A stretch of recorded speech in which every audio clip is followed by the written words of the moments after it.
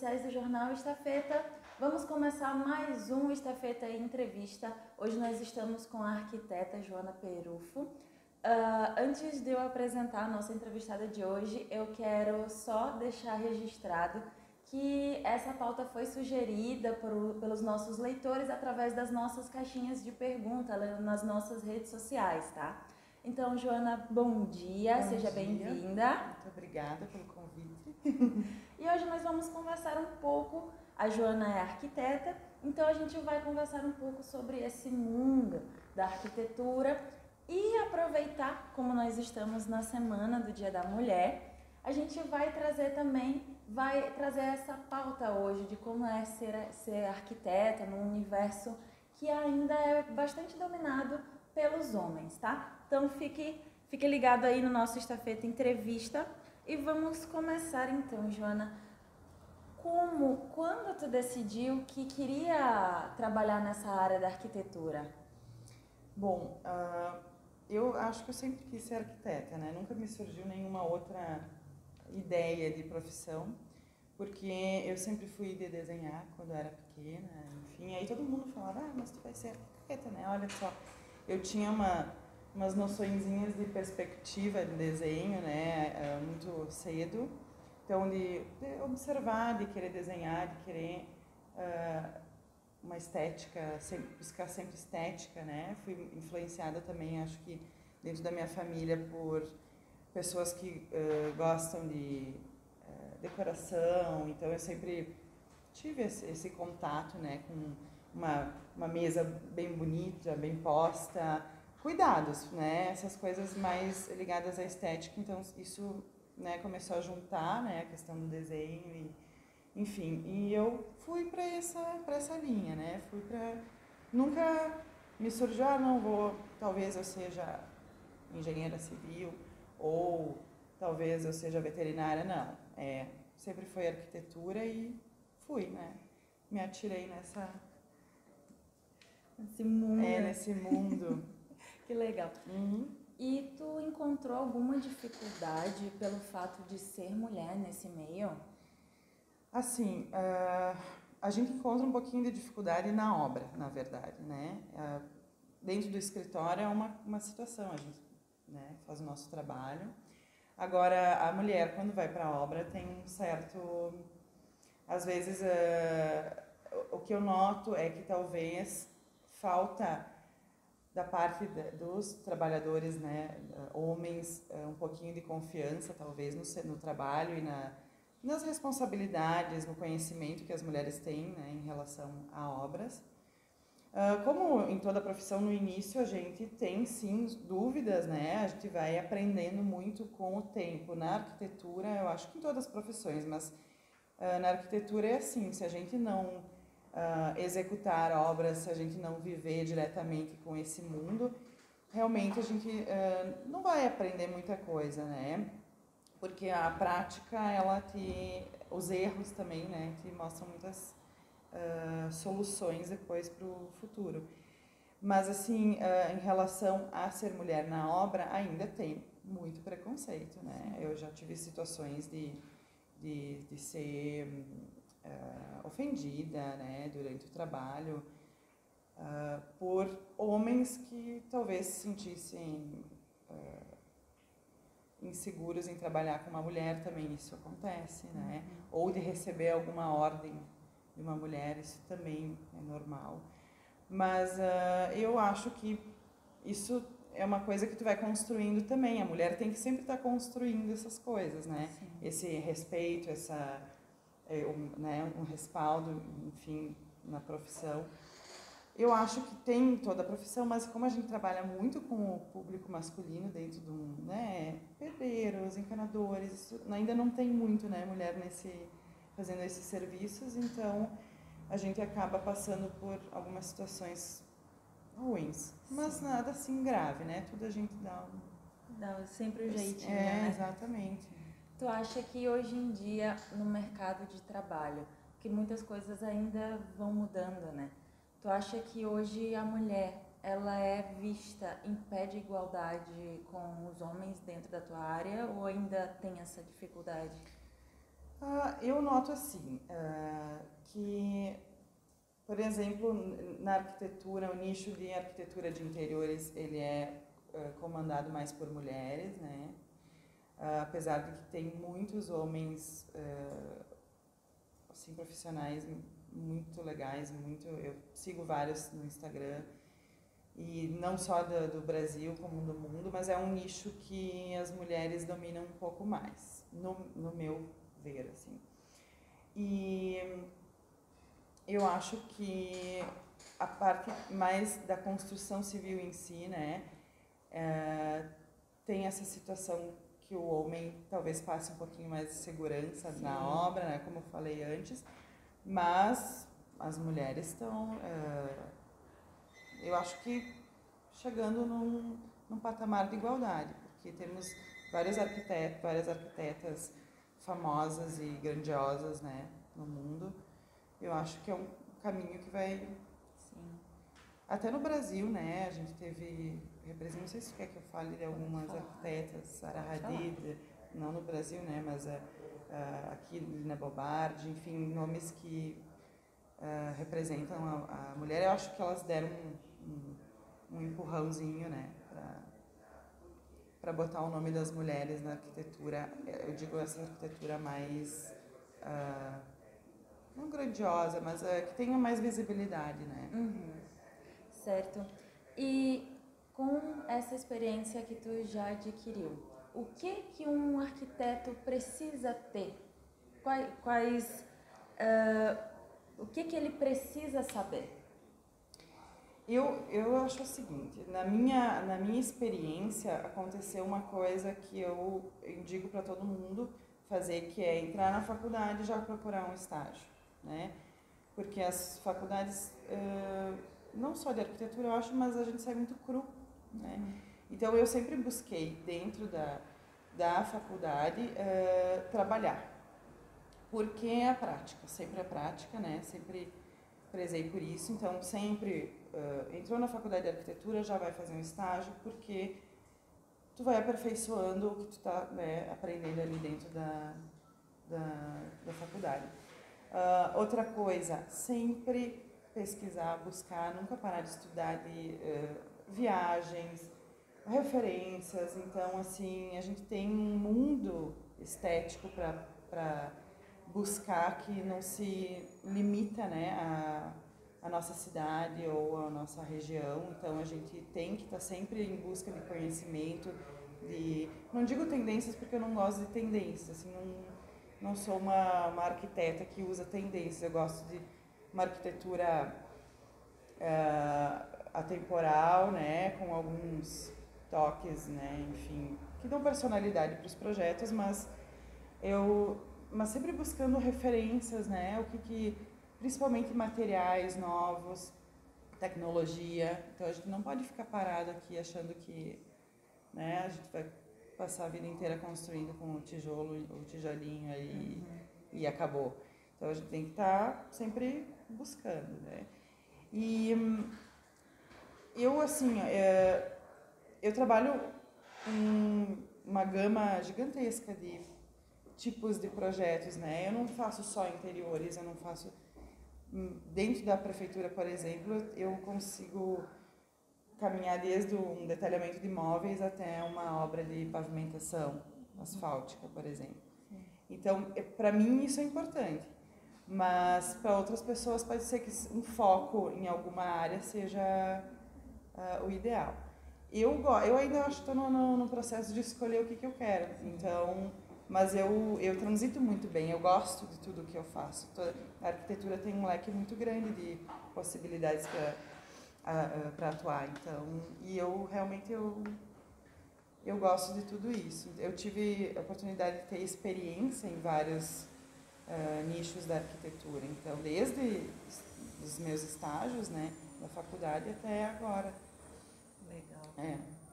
E agora você estava falando que para muito tem que se atualizar quanto aos materiais utilizados, e hoje em dia tem se trabalhado, tem se pautado muito essa questão da sustentabilidade, de quais materiais podem ser usados, mas que também não vão agredir tanto a natureza.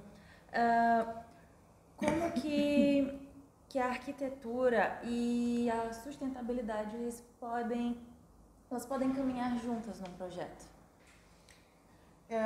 A respeito de sustentabilidade, eu acho que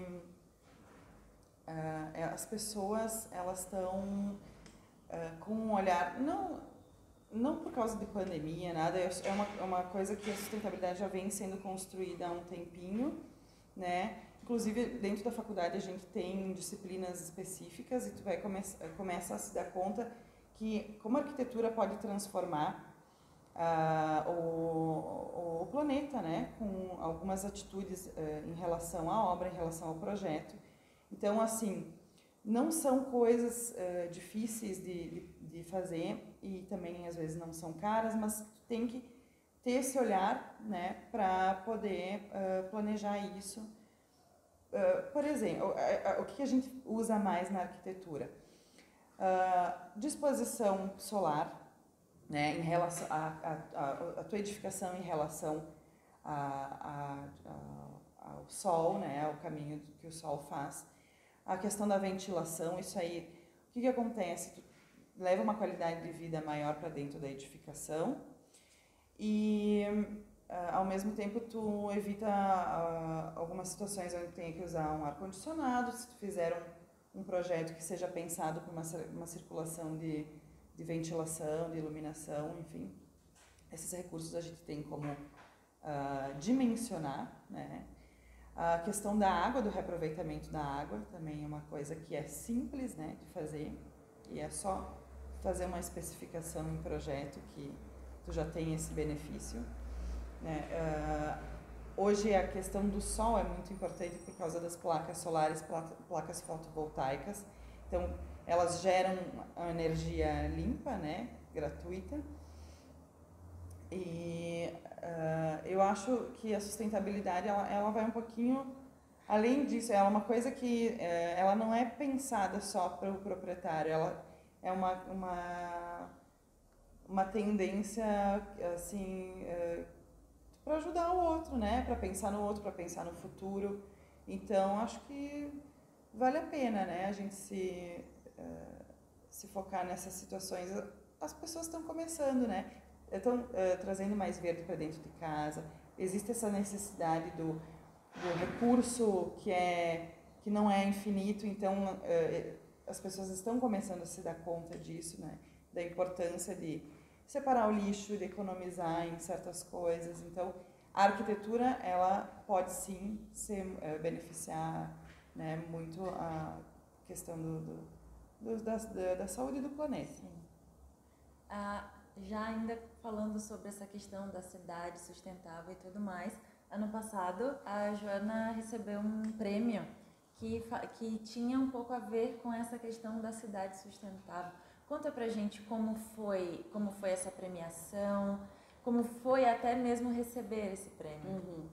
Esse prêmio foi então um concurso que a gente participou, eu e o Eduardo Cielo, meu colega que é arquiteto também, fizemos um projeto no concurso do IAB e na verdade ele tinha essa questão da pandemia, como vai funcionar a arquitetura, né, a partir dessa situação, especificamente em locais mais vulneráveis, né? Então nós utilizamos um espaço existente aqui em Veranópolis para lançar um projeto, uma ideia de projeto. Então lançamos a ideia de um parque linear para aquela estrutura que foi reformada do valão, né, depois tu edita, mas sim, assim, bem tranquila. da galeria do Santo Antônio, né, galeria de esgoto.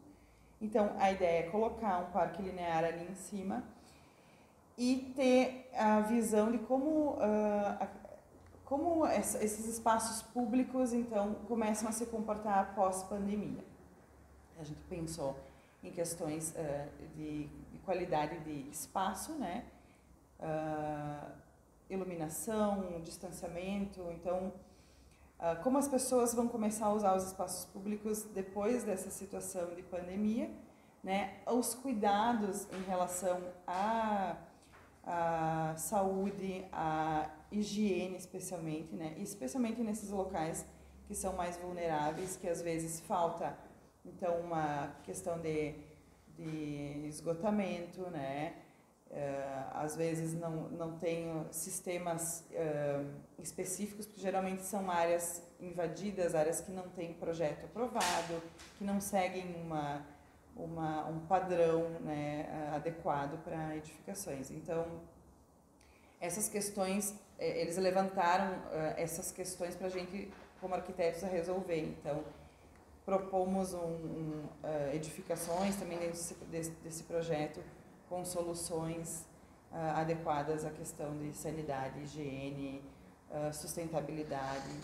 Foi um projeto bem legal, abordou dois temas que a gente gosta, né? Assim, um atual, que é a pandemia, e a questão dos bairros mais vulneráveis. Né? Há a possibilidade de vocês colocarem esse projeto em prática? Sim. A gente levou para o prefeito o projeto, né? Ele sempre, como uma pessoa visionária, gostou, né? Analisou, viu possibilidades, e a gente já está incluindo, conversando com o projeto da Cidade Resiliente, sim, junto à ONU. Então, a gente já está trocando essas ideias e a gente, sim, tem intenção de fazer esse projeto de forma executiva e daqui a um pouco ir em busca de uma verba federal ou algum outro tipo de incentivo para realmente poder executar, nem que seja uma parte desse projeto, porque ele realmente é uma coisa que é uma situação que existe e que a gente pode, talvez em etapas ou de uma forma simplificada, aplicar, né, esse estudo que a gente fez dentro dessa área. Além desse projeto que pode vir a ser colocado em prática, que já está sendo estudado para ser colocado em prática, há algum próximo projeto também que vocês já estão pensando aqui para a cidade? Nós temos, assim, inúmeros projetos de pavimentação, especialmente no interior, né? Aqui dentro da cidade. Isso são projetos que já estão encaminhados, né? Alguns já licitados. Então, a gente tem uma quilometragem bem grande de asfaltos e pavimentação para interior e para a cidade. Temos também a questão das placas fotovoltaicas, que vamos colocar em prática esses projetos mais adiante, porque é um investimento que se paga, né? Principalmente estando no setor público, então gerar a nossa própria energia, né, para os prédios públicos, para as escolas principalmente. Então isso é uma coisa que também está na pauta. A gente tem projetos urbanísticos ainda para serem feitos, sim, né? Eu tenho, na verdade, uma lista ali, eu posso dar uma olhadinha para te passar algumas. A lista é bem grande. Ah, que bom, então é sinal de que nossa cidade tem tudo para avançar e crescer e de uma forma que vai beneficiar também a própria cidade, né? Sempre, né? Os projetos sempre pensando nessa evolução, né, do urbanismo, pensando na mobilidade, então existe essa preocupação dentro do setor, né, e também do prefeito de levar a cidade ao máximo de inovações em relação à arquitetura, ao urbanismo, né. Ok. Ainda dentro dessa pauta dos projetos que vão ser realizados aqui na nossa cidade também, a gente tem a expectativa do projeto da revitalização ali da Júlio de Castilhos. Há quantas que anda esse projeto?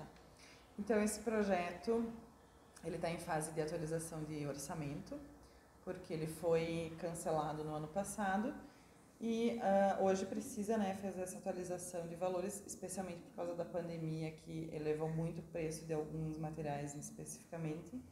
Então, a gente está finalizando essa parte de orçamentação para em seguida licitar. Então, vai sair esse ano com certeza a licitação, a obra.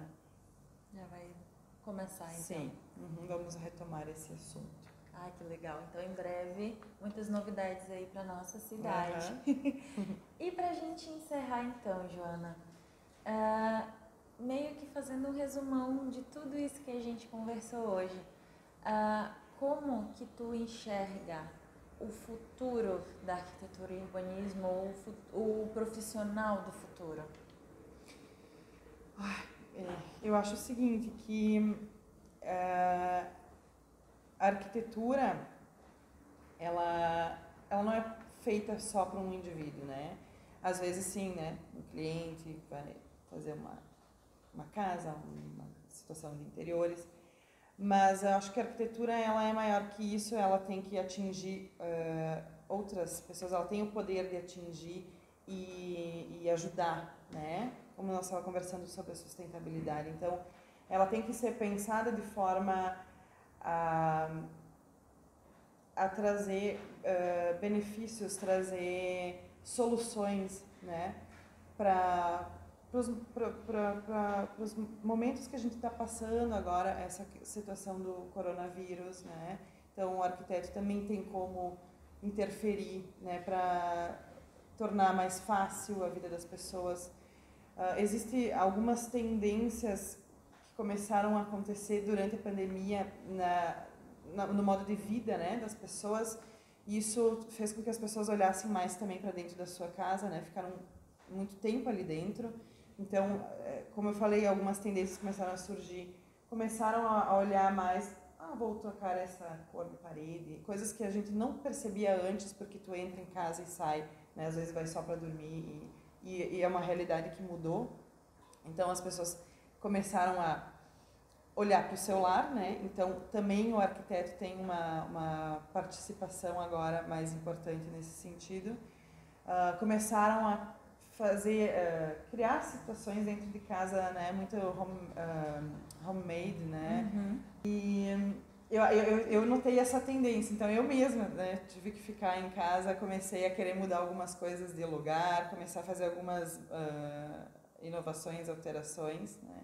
Então, existe essa tendência, porque até as lojas de tinta também divulgam muito que isso está acontecendo, né? As pessoas compram tinta, então começam a se pintar a casa durante esse período de isolamento. Então, eu acho que existiu esse olhar mais para casa, eu acho que as pessoas, a partir disso, vão começar a se preocupar mais no local onde elas estão vivendo, né? Como é importante tu ter um espaço confortável para viver, um espaço que te deixe tranquilo, ou mesmo a questão do home office, né? Tu ter um espaço dentro de casa para essa situação, que é uma tendência que eu acho que não vai mais sair, né? Então, o arquiteto pode pensar nesses espaços, que forma que tu pode se sentir melhor em casa, por que é importante tu ter daqui um pouco uma cozinha junto com a sala, porque a família fica junto, né? Ou não, ou separa. Então, eu acho que tem uma tendência, assim, o coronavírus também veio para mostrar algumas coisas para nós, não veio só para, né, enfim, é uma tragédia, né, uma situação difícil, mas a gente tem que aprender com essas coisas. E eu acho que dentro da arquitetura algumas coisas ficaram bem claras, né, algumas tendências. Certo, então, Joana, muito obrigada. Você tem as portas abertas aqui da nossa redação, Muito obrigada. Certo? E você, então, que nos acompanha, até a semana que vem com mais um Estafeta Entrevista. Até!